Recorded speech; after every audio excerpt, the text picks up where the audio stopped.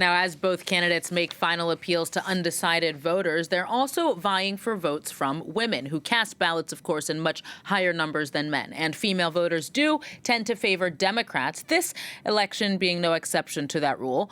For more on this, Douglas Herbert, our international affairs commentator, joins me here on set. So, Doug, do you think that women could be the voters to tip the balance? Well, the Democrats are certainly hoping that. Look, if you're one of these people who have not stopped watching politics and the U.S. election news these past few days and continue reading headlines about the election, what you keep seeing are these words, gender gap, which is exactly that, because the latest polls, there was an ABC Ipsos poll, basically show Donald Trump trailing Kamala Harris in the female vote by 14 points, 14 percentage points. And on the flip side of that, he's only leading in the male vote among men by 6 points. So when you talk about the gender gap, that's what they're talking about. Donald Trump, in order to have sort of an equal weight of male and female voters in this election, he has a lot of ground to make up. Now, publicly, he's not sweating. He's not showing it. He's not fretting. Privately, there are reports that he is concerned. And when he speaks to his aides, when he speaks to his close allies on the phone, he asks them, straight out, he says, hey, why aren't more women voting for me? Well, what's going on here? What's going on here? Well, a lot of strategists will tell you they see the answer is pretty straightforward. Why aren't more women voting for Donald Trump? One of them is the tone of his campaigning. He has tended to speak to what a lot of people refer to as the manoverse, a very macho, male-infused sort of campaign tone and rhetoric that appeals to young men. Doesn't mean it doesn't appeal to some women, but as a group, not to all women. Meanwhile, we keep talking about the issues that are top voters' concerns in this campaign, right? Nationally, we keep saying immigration's number one, followed by abortion, right, or economy. And when you come to women here, the number one issues basically are economy and abortion, tied. And so you don't have to take a great stretch of the imagination to see why a certain segment of women would be not inclined to drift towards Trump, because since that, the Roe versus Wade decision was essentially overturned by the Supreme Court, you have had Donald Trump trying to sort of play it both ways a little bit in the abortion debate. But a lot of women say they're not fooled.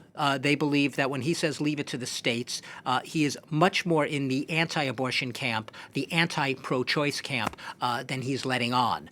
So he's being too coy for a lot of them. But at the end of the day, this gender gap, you ask if it could tip the election for Kamala Harris. When I say the Democrats are certainly hoping on it, women have voted early disproportionately as compared to men. About 55% versus 45% of those early votes, of which we've had about 60 million early votes, have been women. That's about a 10-point disparity. That amounts to, if you want me to get really geeky with the statistics, that's almost 1.5 million votes. Does it mean it's going to tip the election? No, but in a close contest in those 7 battleground states, it can do something. It could definitely have an effect. And what about other demographics, Doug? This is a thorny issue, shows the limits, really, I think, of identity politics. But there has been a lot of attention paid, especially in the past couple of months or so, to the power that young black men in particular may or may not have in terms of helping Trump win. Is there really any substance behind that? Well, the Democratic strategists would like you to think that this has been overhyped. This has been exaggerated by a media narrative, this media narrative, the young black men drifting away from the Democrats towards the Republicans. When I say exaggerated, it doesn't mean that there isn't a grain of truth in it. What it is that, yes, it is absolutely true. The Democratic Party has historically been the backbone for the black vote. Barack Obama, in his second term, 2012, he got 93% of the black vote. And if you really look at the entire demographic, the only demographic that's less likely to vote for Donald Trump than young black men are young black women. So that gives you a sense of the fact that black men still overwhelmingly tend to go for Democrats. But it's true that it's become this sort of conventional wisdom, right? This monolithic assumption that if you're black, this horror on people's faces, how could you possibly vote for Donald Trump?